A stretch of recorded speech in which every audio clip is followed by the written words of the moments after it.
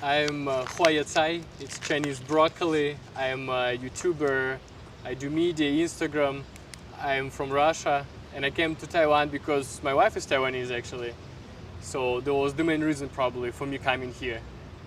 So you came to Taiwan and meet your wife here, or how does that come about?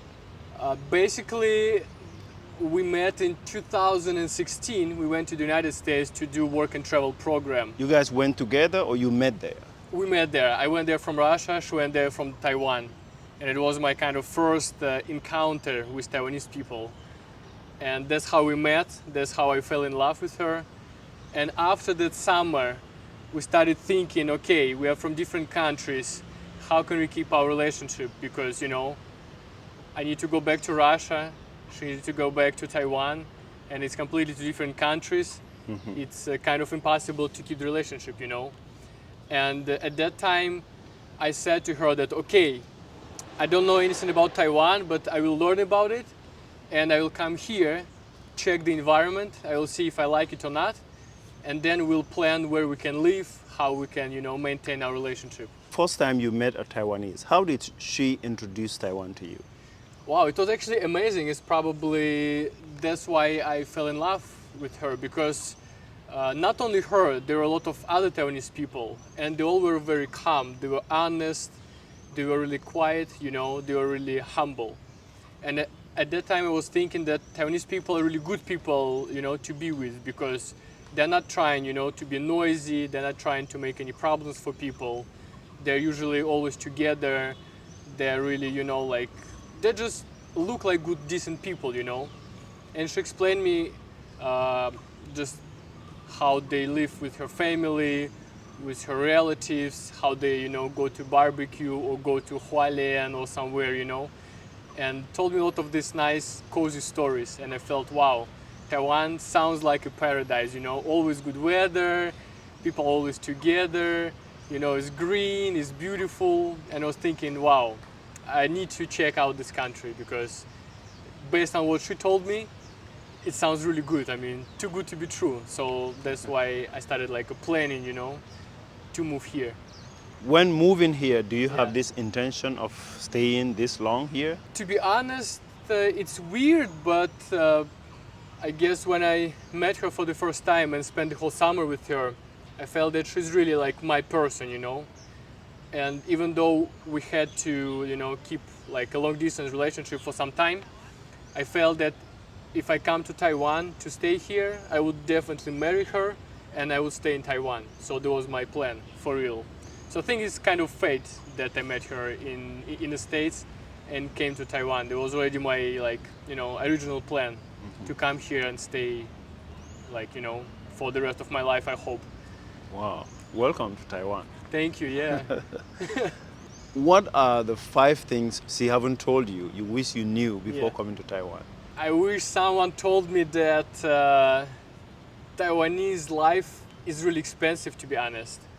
I thought that Taiwan is a really cheap country. I thought it's like similar to, you know, like Vietnam or similar to some Thailand, you know. I thought it's cheap. You come here, you buy like Nike shirts for 100 NT, you know, you eat food for $1, you know, like live in a beautiful, you know, like a house and pay, you know, like $100 or something.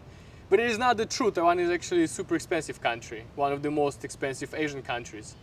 So when I came here, I realized, wow, everything costs like sometimes twice higher than in Russia, even twice higher than in some European countries. And I thought it's like kind of really a lot, you know, you need to earn a lot, you need to save a lot if you want to live here. And even when my parents came to Taiwan, last summer my mom and brother came to Taiwan to travel, and I took them to PX Mart, Quanlian, Chumai-Dongxi.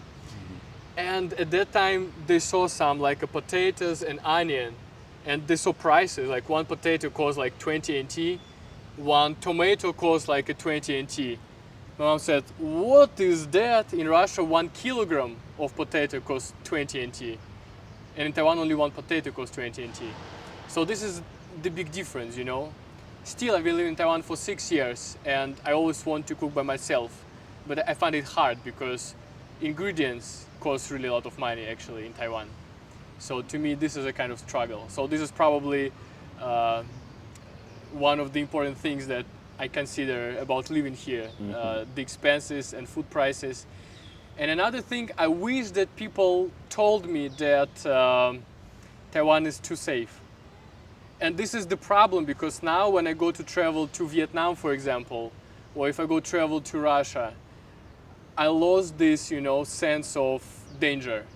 Because in Taiwan, I mean, all the foreigners told us, but I just put my iPhone, like here in the park, on the road here. I can just leave it here for the whole day.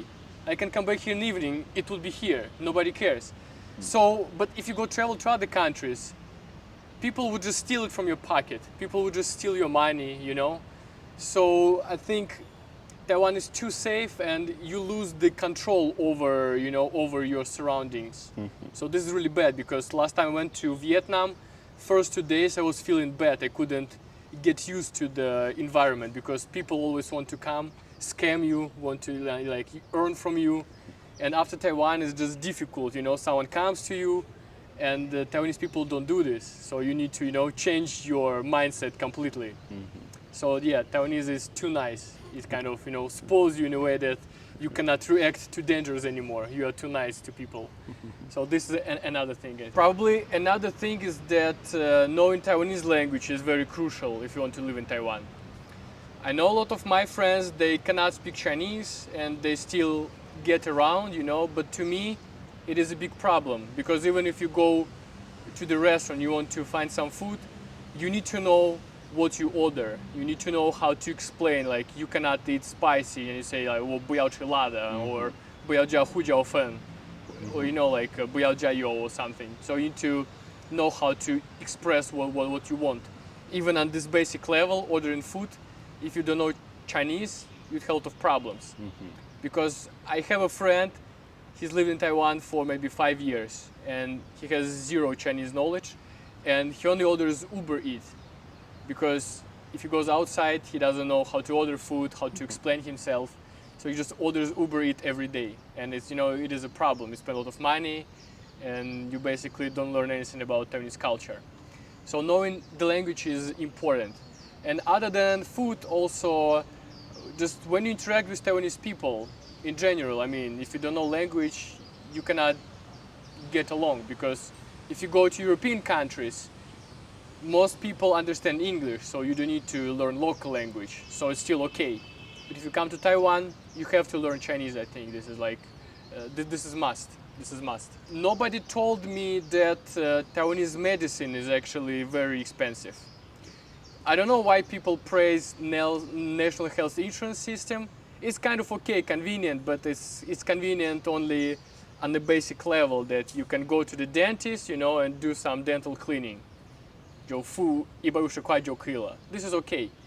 But if you need to go to do some health check, if you need to go to check your, need to do your blood test or something, it costs a lot of money. Last time I checked, like full body test cost 15,000 NT, right? It's like 1U. This is super expensive. In Russia, I would do this for free in Russia. So actually, Taiwanese health system is expensive, in my opinion, because in Russia we have free one. It's not as convenient as Taiwanese, because Taiwanese have a lot of Junso, right? On every corner around here. I can just, even now, I can go find a doctor right away and get some pills. But it only works on the basic level. If you have something serious, you would pay a lot of money. Like MRI, I had some issues with my back. In Taiwan, to do this MRI, it costs like 7,000 or something. 7,000 to do one scan. In Russia, it costs maybe 1,000, 2,000. Like, almost five times cheaper than in here. So I think that a lot of things related to this medical system are very expensive here, to be honest. Russians are usually cheaper, way cheaper. So I'm waiting when I go to Russia to do the health check for free, to be honest. And yeah, and another thing is, nobody told me that Taiwan is country for really small people. I mean, it's right. Usually Russian people are taller, right? So to me, there's a lot of problems when I live here. Even my apartment, like, all doors, sink, toilet, everything is very, very low. So when I wash my hands, I need to do this, and then I usually get my, back sprained or something. Because in the morning, when I just woke up, I didn't stretch, you want to go to wash your hands or face, I need to do this.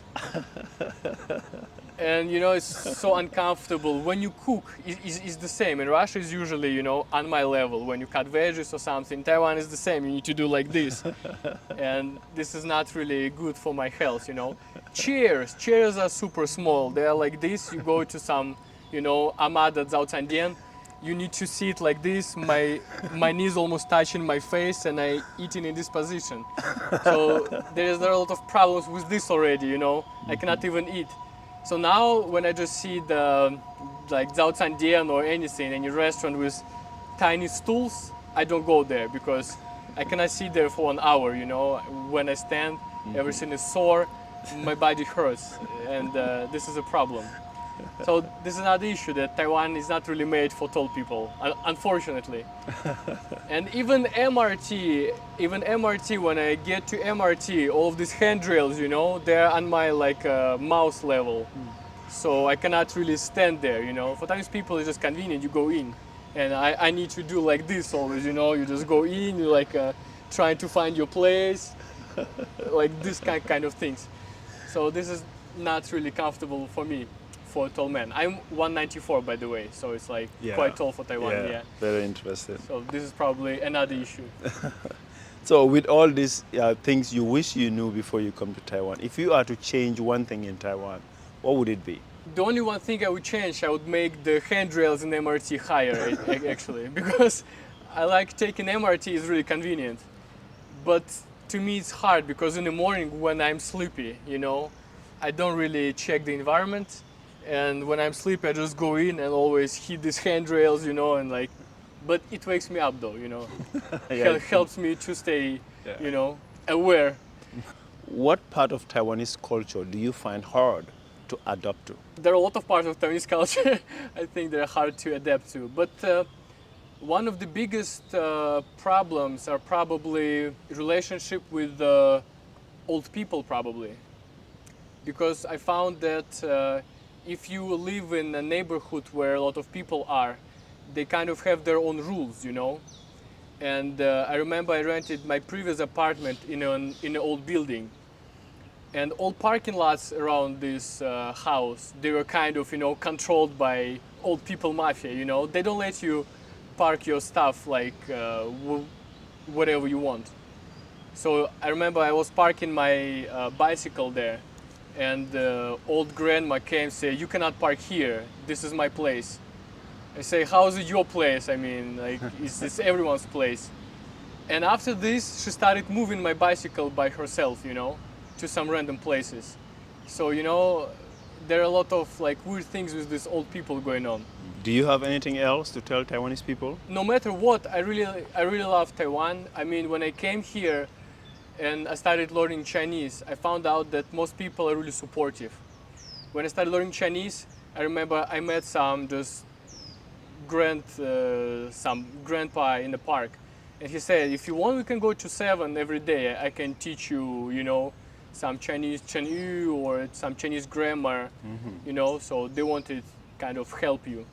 And anytime they saw me with Chinese books, they would come and ask me, "哇，你在学中文吗？你有什么你想知道的?" They would just talk to you, kind of help you to learn something. They would kind of communicate with you. So I think that in general, Taiwanese community is very helpful. If they see you as a foreigner having some problems in Taiwan, or if you see a foreigner wants to do something in Taiwan, they're really trying to support you, no matter what. Learning, finding a building, finding how to order food, they always help you, Even when a foreigner order food at the restaurant, you don't know some characters. There would be 2 or 3 people around. "Oh, this is meat or something." They would try to explain you how it tastes how it looks find some pictures, They would be really, really helpful. They think it is important to help you. So I think this is really supportive kind of environment, because in my country, in Russia, people are supportive too, but usually then they don't initiate this support, You need to ask by yourself. only after this people can help you. But in Taiwan, if they see you have a problem, they'll go and help you. I remember a story. My first year in Taiwan, I was walking back home. I live in a tiny alley, like under Shaoshanzi. And remembering my Russian experiences, these kind of areas in Russia, they are not really safe, you know.